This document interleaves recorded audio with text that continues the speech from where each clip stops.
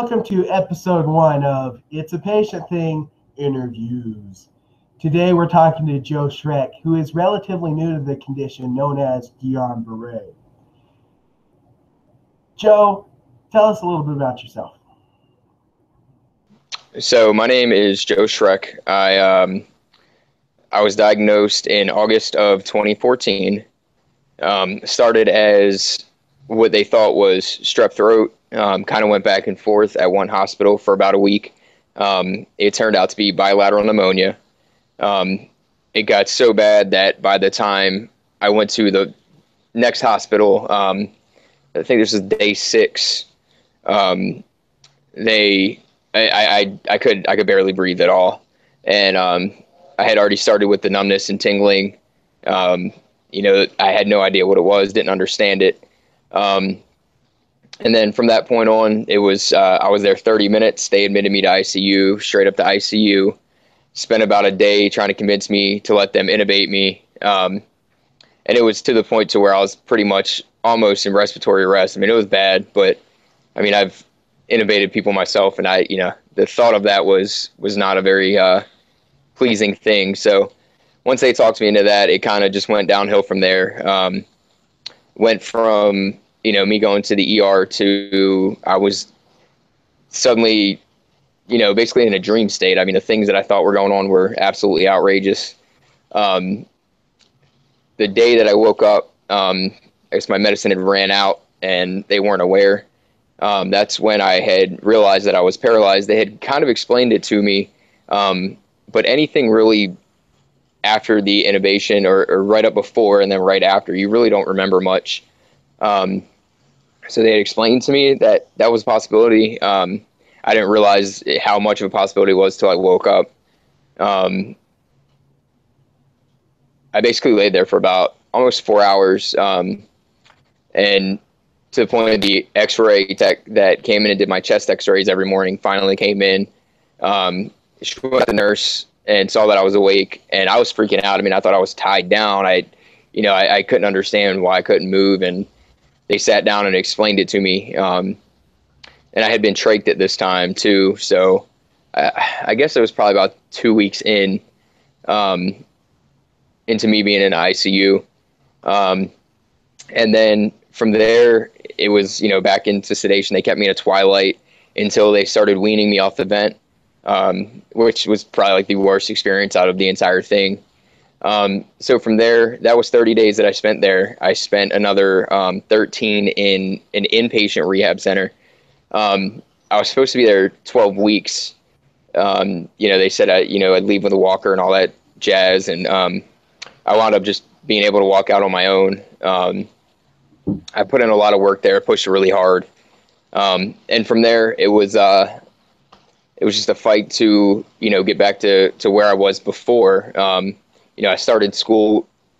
I got out of there in September, did outpatient rehab until January when school finally started. And then from there, I went to school and was able to achieve that and get my paramedic license. And, now I'd say I'm probably back to maybe 80% of what I was before. I was really, really healthy, really in shape, I was an EMT. I rode all the time. So it was definitely a big change going from where I was to this illness. But yeah, that's pretty much it. Okay. We all do research into our conditions. And so what's the most interesting thing you've learned about Guillain-Barré? I think how diverse it is. It's from everyone that I've talked to, from everything that I've seen, it's by no means the same from person to person. It's not even close. I mean, you could take my example and then somebody that had, the same, it hit them the same exact way, and then see our progress, and it can be, completely different. I mean, I'm about a year and a half out. I mean, there's people that at a year and a half out still aren't walking, that have even, that it didn't hit them even, I guess, as hard as it hit me. So it's really strange to me, how diverse it is and how little doctors actually know. They talk like they know a lot about it, but when it comes down to it, they don't. And I think because it's so diverse, because it varies so much, and that to me is, you look at a lot of other illnesses, that, when people talk about them, and you look at, different things that you read about them, and they're actually pretty similar. Most cases take the same route, and this just doesn't. I mean, because it's your body attacking you, it's everybody's body is different, of course, and it's going to attack them different, and they're going to recover different. And so I thought it was just pretty interesting how much it varies. Variation is a very interesting aspect. I agree.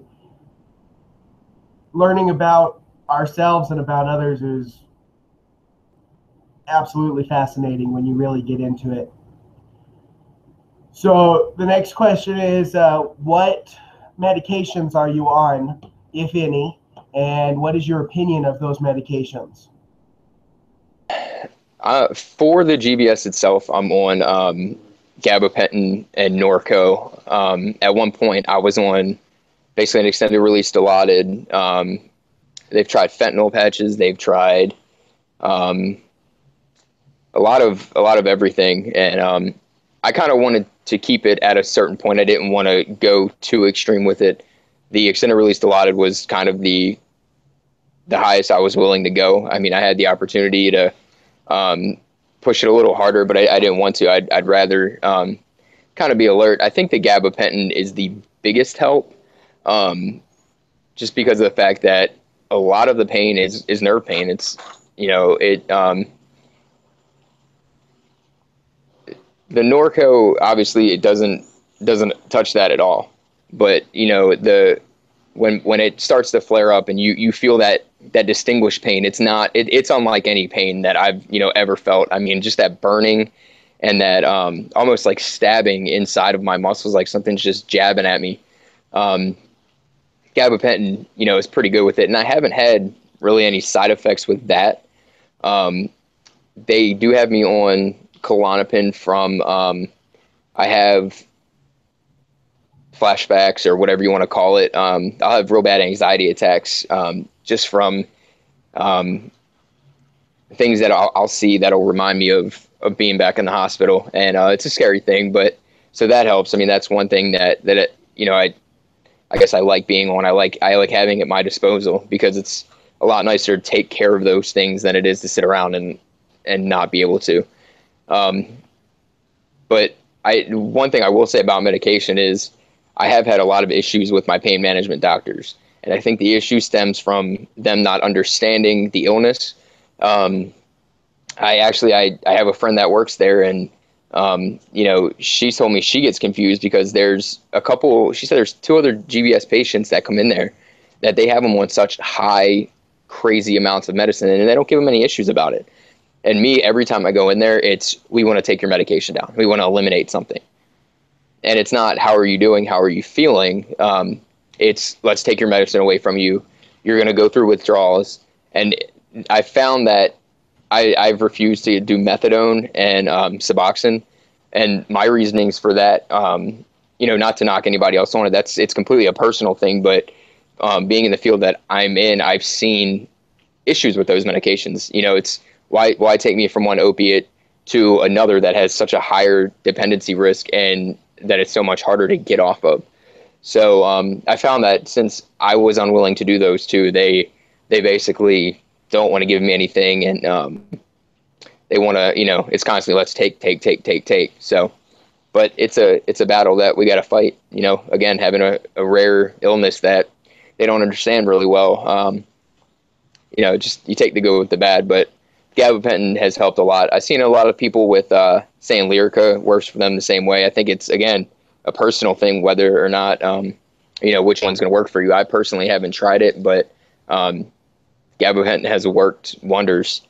They did do some injections into where my feeding tube was. We actually started that. They did it actually the very first time I went to pain management, and it was the worst thing. It was terrible. Like, he went so deep with the needle, and like I could feel him moving the needle around, and so I put a stop to that. But recently, I kind of trust the other doctor a little bit more, So I let him do the injections, and he's done a lot better. It has helped.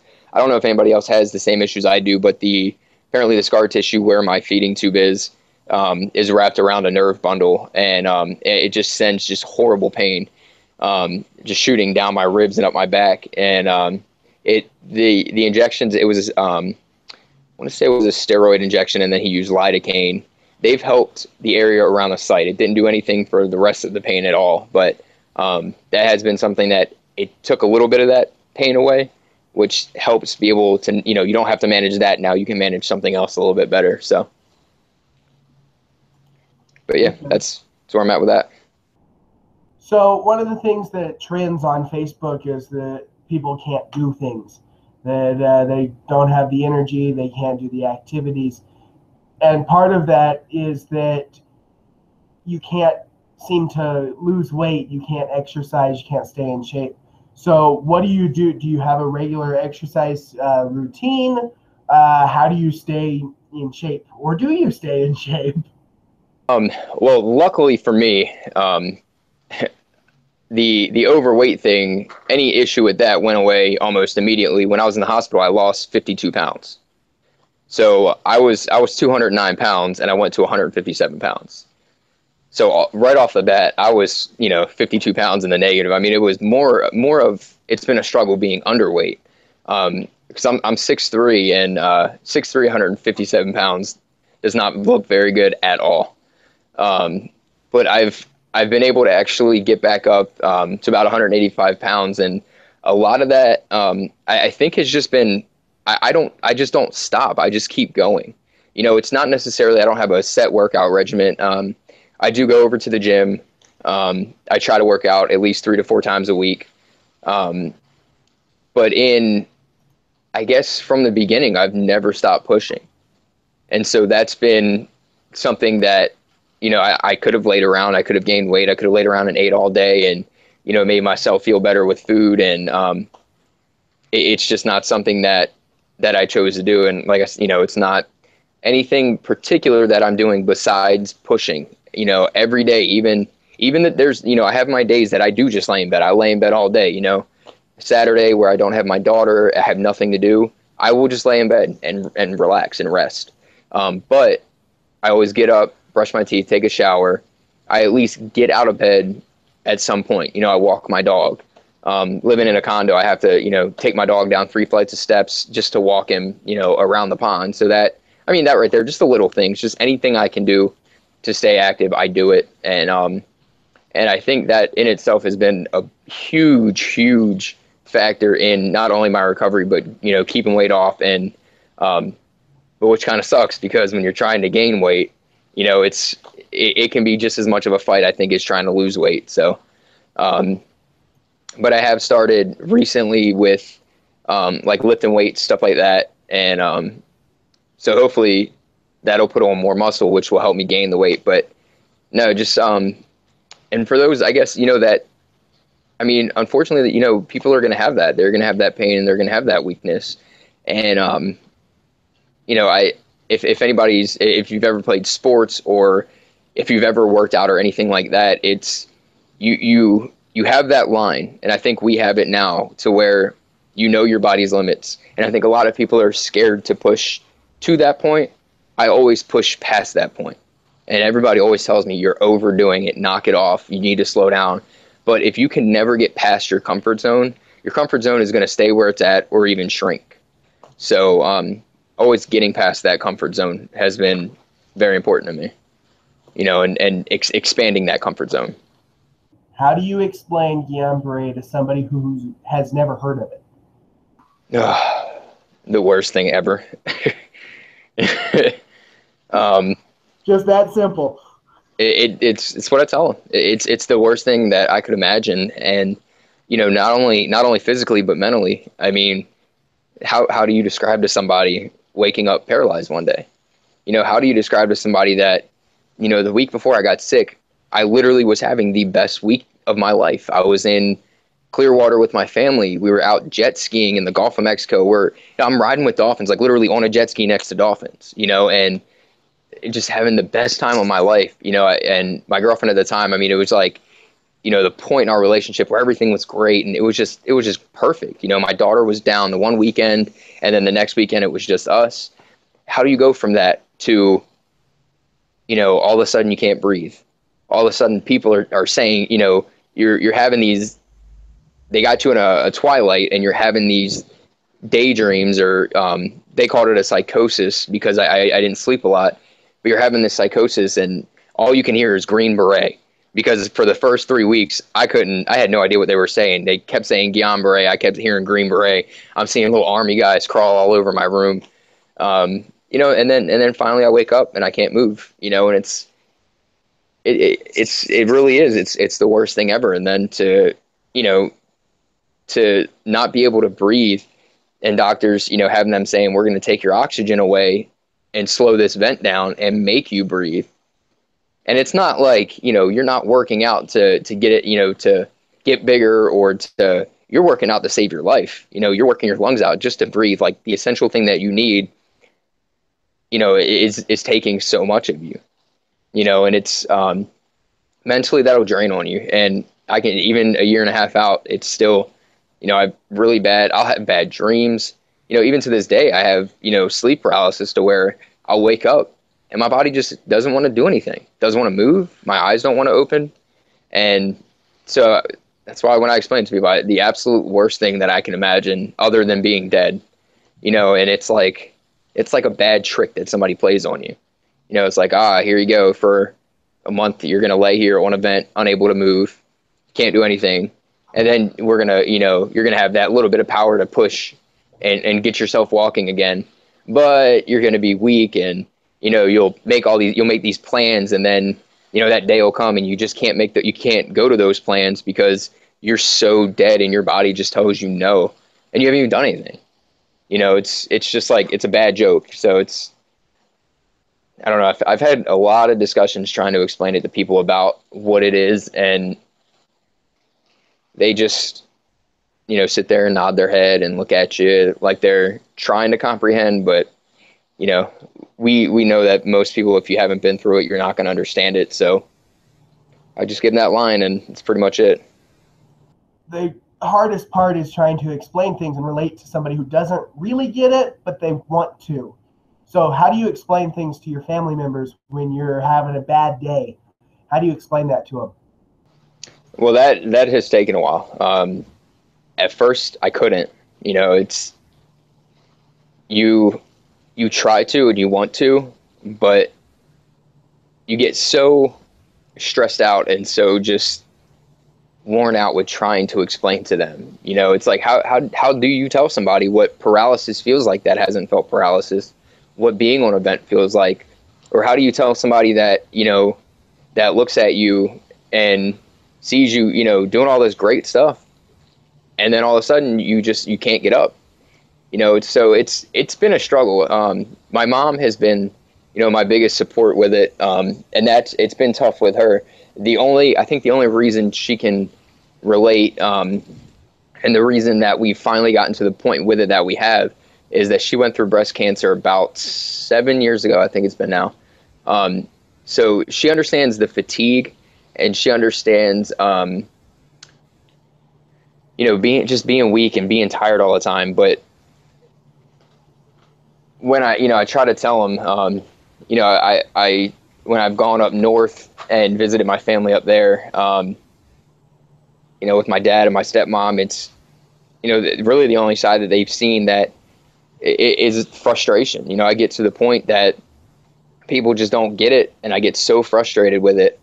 And, I try to keep in mind that they don't understand, but I haven't really found out the secret formula to explain it to people yet. I've past relationships, I've tried to, I had somebody that watched me go through it, and even that person watched every single day from, like I said, the time I was great to the time I got sick until after I started walking. It's even with them, it got so frustrating at times because those people are still trying to live their lives.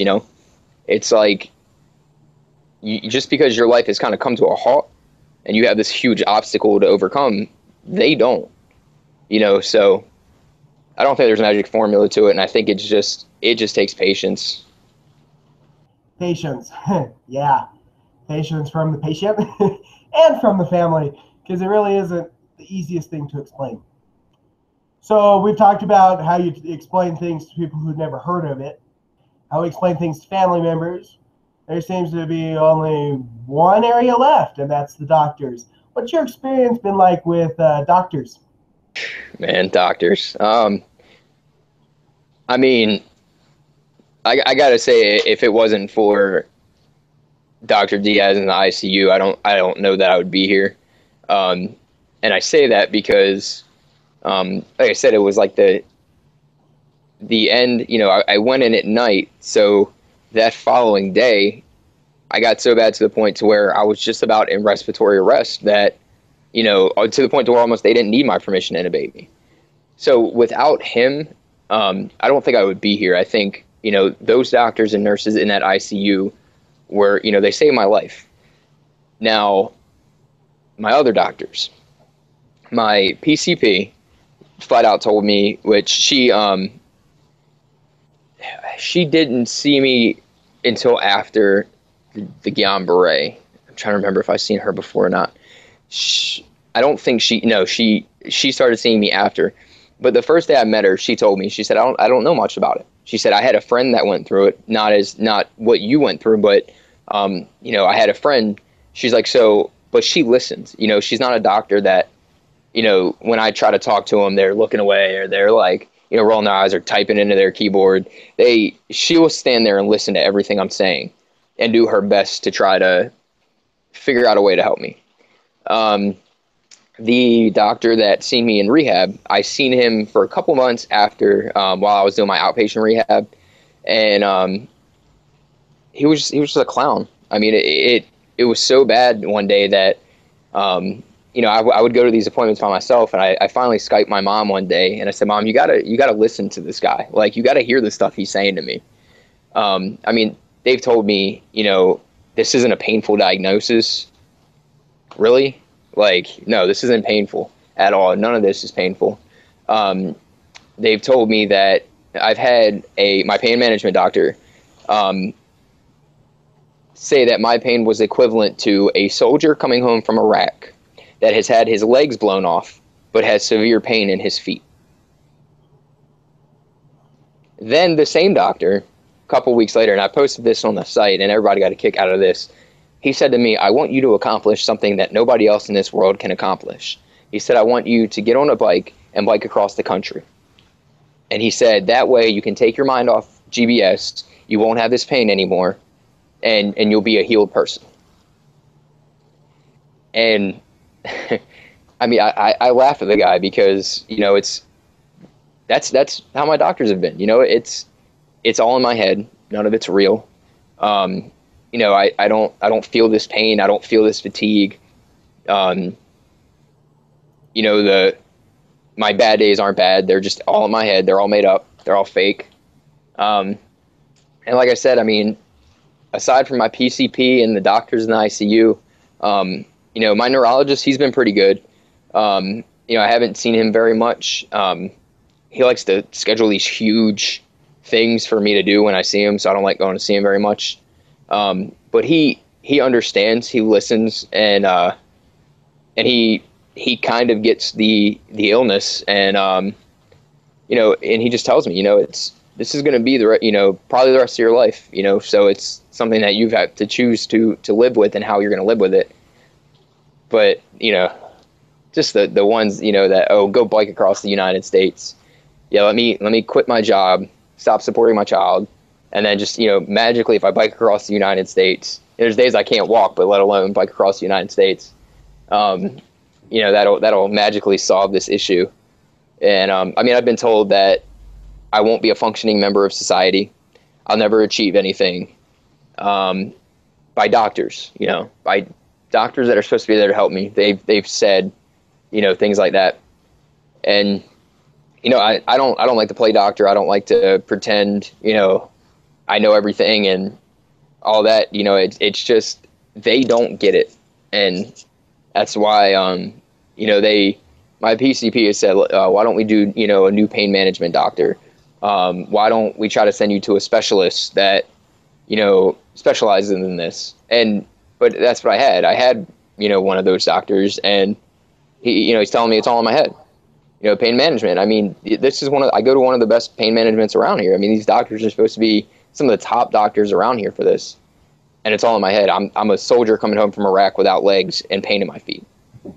So doctors have really, really said some really messed up things. And I don't get it. Being in the medical field, I don't understand it. I don't understand where they're coming from in the slightest. But days I have doctor's appointments, I just treat like any other day. I mean, I look at it as I could still be laying in bed, unable to move. So I go listen to their BS and listen to what they have to say, and just take it in stride, going about my day. And I think that's been the biggest thing with them that I've had to learn is just you got to go through the motions with it, and you got to pretty much get better on your own. What's the worst part of your bad days? My bad days normally start with sleep paralysis. That's what they call it. I don't know the official name for it, but that's what my doctors tell me it is. And it starts with I feel my body trying to wake up. I feel myself trying to wake up. And mentally, I'm awake, and I'm fighting to open my eyes, to move my body. I try to yell. I try to get somebody to help, but I have to lay there until my body decides it wants to work. So that's usually how my bad days start. Like I said, no matter what, every day I get up and brush my teeth and get in the shower. On the worst days, it'll take everything I have just to do that. I'm holding myself up at the sink. I'm holding myself up by the wall or by the handle in the shower just to stand. And usually those days, once I get my shower and brush my teeth and get something to eat, I know I have to go back to bed. I know I have to go lay down or go sit on the couch or something, because it's just not, it's not worth it to push on those days. Those days are my body screaming at me that I need to stop. And I rest, it's because honestly, I think my bad days are so bad that it's not even possible to push and to, try to get out and walk the dog or whatever. Now, luckily for me, like I said, I have my mom, my sister, who, my mom will walk the dog for me or do whatever I got to do. But I always remember that no matter what, even though those days are so bad, they could be worse. I could always be worse. I mean, first of all, I could be dead. I could not be here. But the fact that I'm able to get up and get in the shower, I keep that stuff in my head, and my body aches. It hurts. It burns. That feeling of, I went and visited somebody in the hospital the other day, and she said to me, that pain that that is like any other when your hands and feet are just on fire. And I had to smile, and it's not because, I wanted to smile or laugh. It's because, one, it was because somebody else knows, they understood that, but I know that feeling, and it's like, I'll feel that pain, and it's like, you just want to dip your hands and feet in cold water because it just burns so bad. And it's like that all day. The medicine doesn't take it away. Nothing helps. And those days they're just miserable. And I wind up sleeping those days away. However, the next day I always get up, and I've said, okay, I've given my body the rest that it needs. Now it's time to get up and go back to work, get up and go back to do whatever I got to do. And it's not, but the bad days aren't always just physical neither. They're emotional. The things that'll working in a hospital is hard because there's things, I guess one of the first times that I experienced a panic attack or whatever you want to call it, when I was in medical school and we were intubating for the first time, and we got in, we started talking about it, and I don't remember what it was that they said. They had the mannequin up there and they tilted its head back, and it's just something that took me back to that day. I mean, it took me right back to it, and like thinking about, the breathing and how hard it was. And then it's like, all of a sudden, all these thoughts go off in my head. Oh my God, am I ever going to be back there? Is that going to happen again?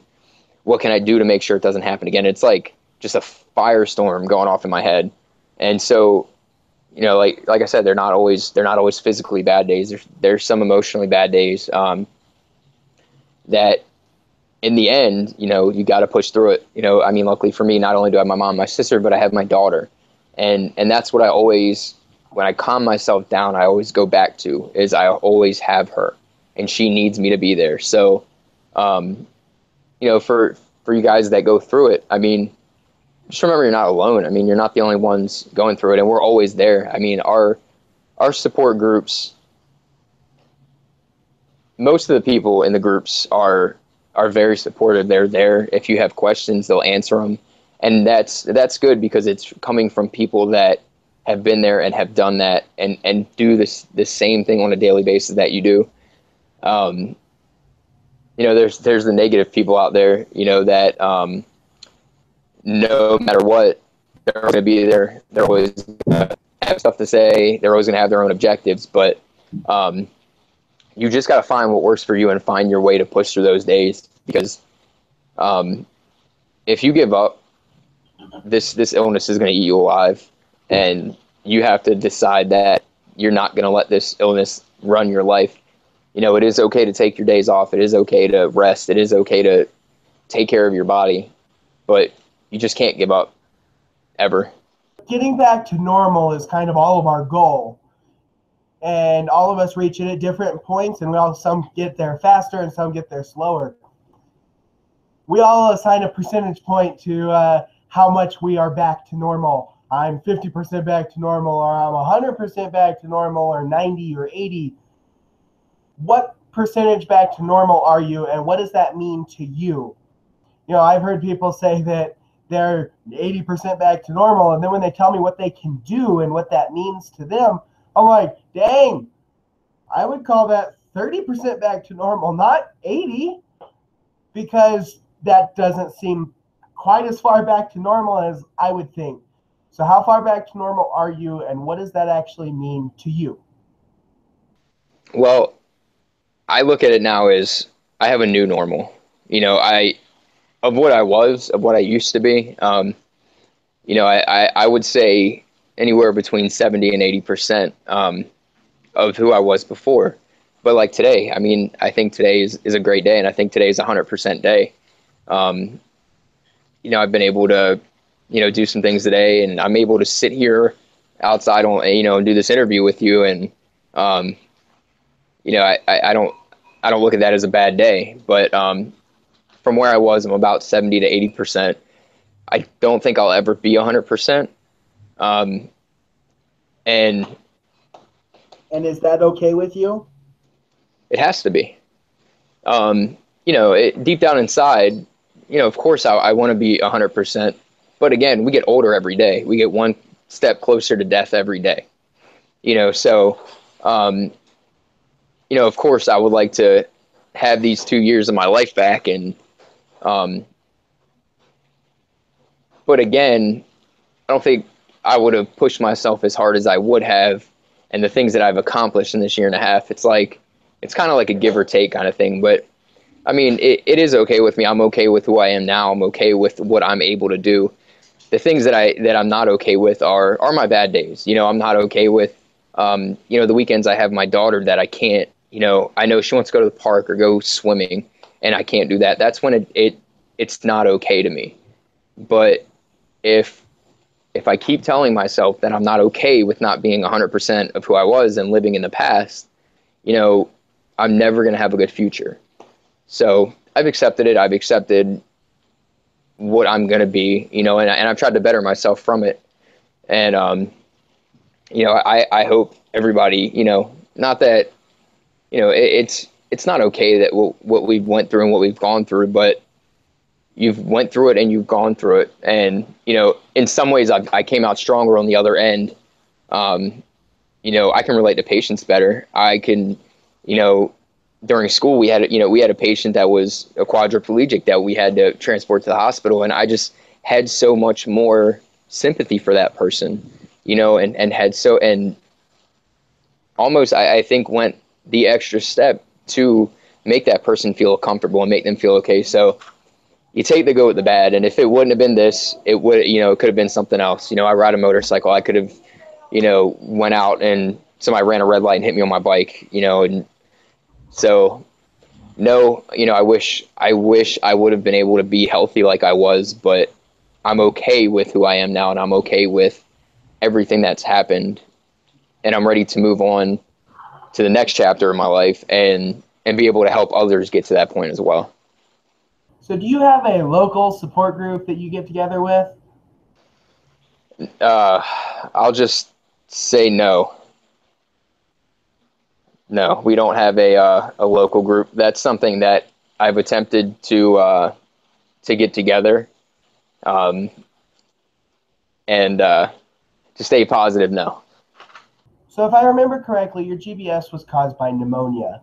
Now, do you assign fault to anybody about why you got it, how bad it got, anything like that? Is there somebody whose fault it is? Yes. The Again, being in the medical field, I understand how difficult things can be to diagnose, to figure out what's going on. I gave a hospital 5 trips within a week. Hold up. And you broke up. Start over on that one. I said I gave a hospital 5 trips within a week. 5 times of me going to that hospital that ended in me being told I'm wasting their time and money. And I don't go to the ER. I don't go to the hospital. I don't even go to the doctor. Like I have to be pretty sick to go. And they had all of the symptoms. They had the chest X-rays. They had everything, and it was so important to them to move me along. I was just another number in the ER, and I went in the last day. My O2 sat was 72. They immediately put me on oxygen, and that was the day that they told me I was wasting their time and money. That this, whatever it was a viral infection. That I needed to just let it run its course and go home and sleep it off. And I mean, can you imagine if? I mean, thankfully, later that night, my nose started bleeding, and my mom and my girlfriend were like, "If you don't go, we're calling 911." And anybody else, and that's an EMT or paramedic, they know the last thing they want is to have 911 called and to have people that they've worked with come and pick them up. It's just it just I don't know, but thank God for that nosebleed, because if not, I would have laid there. I would have laid there and rested, and I honestly believe that second night I would have went to sleep and not woke up. And I feel that way because it showed at the hospital. It was so bad that you're about to go into respiratory arrest. You're breathing at, a rate of 7, of 7 a minute because you're so worn out. It went from 30 short breaths every minute. Then you're just so dead to 7 times a minute, that the doctor's kind of looking at it and looking at you. And he knows that, that that's a horrible thing. And so he's standing at the door and looking at me, looking at that. And it was 3 separate doctors that I seen at the other ER, all kind of nurses, all kind of people that, not that I expected them to catch the Guillain-Barré. I mean, that's something that, it's kind of out of left field, but my God, to miss bilateral pneumonia as bad as it got, as quickly as it got, I do put blame on them. I do, and I've seen those doctors since, and it bothers me when I see them. It irritates me because if they would have just done their job, instead of, oh, here's some antibiotics, here's some steroids, and then the next day, okay, stop the antibiotics, but keep taking the steroids. Then the next day, get back on the antibiotics. Like, they knew what they were doing to my body. They knew how bad that is for you, but they continued. Yeah, we see strep throat in the culture. Oh no, there is no strep throat in that culture. Like make up your mind and figure something out, and stop sending somebody home that can't breathe and that is, not, it's not just, I'm not just a typical person that is coming in the ER every day, saying something's wrong with me. I mean, you see that a lot. And I've transported people a lot that I've done, taken them more than once.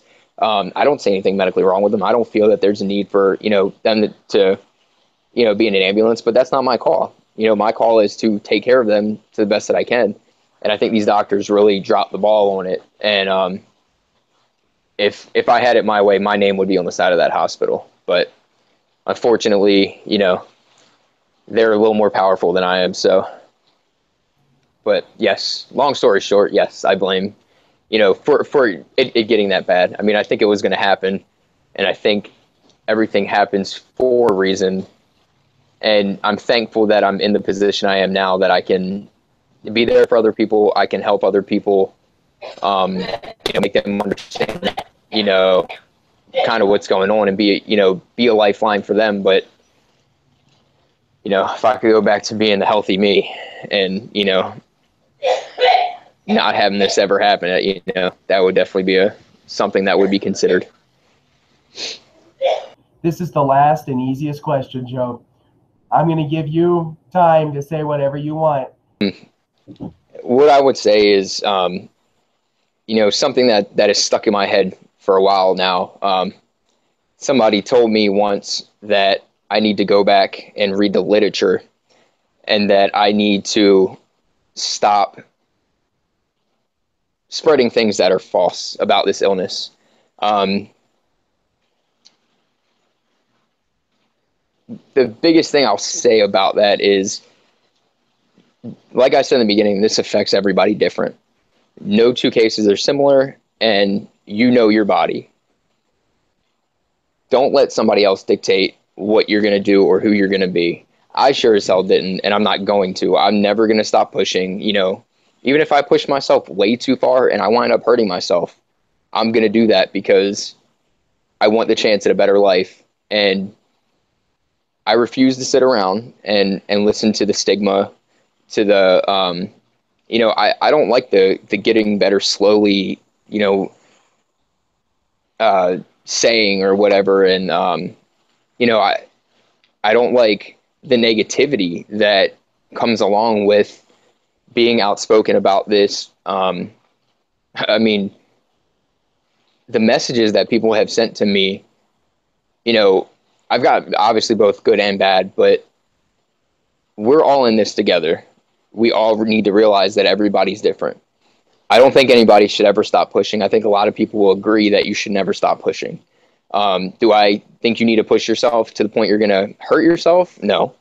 Do I think that everybody is going to make a full recovery? I think everybody's going to walk out of rehab 13 days later? No. But I think if you don't put in the effort, your process is going to be a lot longer. And, I'll be there every step of the way for anybody. I mean, there's people that know me that talk to me on a daily basis that, understand, I'm there for their fight, fast, slow, indifferent, whatever. But we need to stop as a community. We need to stop the negativity. We need to stop thinking that we know everything. I don't know what your struggle is. I don't know what their struggle is. I don't know what his, hers, the other person's. I don't know 100%. I can relate, but I'm not going to sit there and, tell somebody they're wrong. Oh, you're wrong. You have to do it this way. I have my opinions of things. I think we need to push. I think that, we need to not give up this fight. But this negativity that we have in our communities amongst people with GBS, shunning people, telling somebody, that they need to read the literature because they're spreading false information. Don't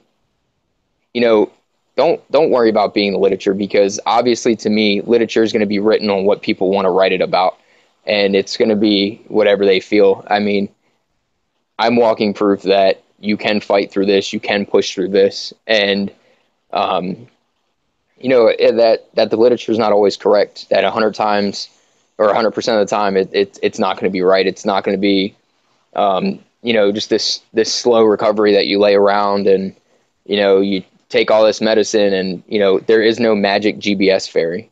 I mean, I really hate to break that to people, but there is no little magic fairy that flies over your bed and sprinkles pixie dust on you and magically you're better. You know, your body attacks itself. Your body needs to heal, and you need to help your body heal in whatever way that is. But you're not going to get stronger laying there waiting for something to happen. So, you know, and you're not going to get stronger being negative. I think the negativity, I think that's going to weigh you down at some point. I think being negative towards people, you know, the stigmas of, oh, I had the Miller-Fisher variant, or I had this variant or that variant. Who cares? We all had GBS. We all went through something really terrible, and I think we all need to be there for each other a little more than we are. You know, and if you feel somebody is being a certain way and you don't like the way that they're, you know, expressing themselves, or you think that they're angry, or you think that they're whatever the case is, you know, talk to them about it. You know, maybe you'll find out that it's a lot more to it than, you know, just than what you see. You know, we need to stop being so quick to judge people and keep that in mind, that it's different for everybody. But I think that's about it. I think that's, you know, that'd be my biggest message, and to be there for each other. If you can, by all means. I mean, there's been multiple times I've dropped what I've done or what I was doing to go see someone and just sit and talk with them. And if you can do that, do it, because that could make the difference in somebody's recovery. You know, I had somebody come visit me in the hospital that, you know, it meant a lot. Like, this person didn't know me. This person knew nothing about me. And she came up, and I remember seeing her stand there and, you know, with tears in her eyes, because she finally found somebody else that had been going, or that was going through what she had been through. And that's what it should be about. It should be about helping each other get to that point. And, you know, I understand people, you know, people don't like to see people succeed. There's jealousy out there. There's hatred out there, but it doesn't need to be within the community that we're in. I think it's a little ridiculous. And I think, you know, I think what you're doing with this patient summit is very important. And I hope that people will take that message that you're trying to put out there and, you know, be a community, be a family, and instead of, you know, trying to be cliques, because, you know, we ain't gonna get nowhere like that. You know, this illness isn't gonna progress, and we're not gonna progress as a community like that. So that's pretty much it.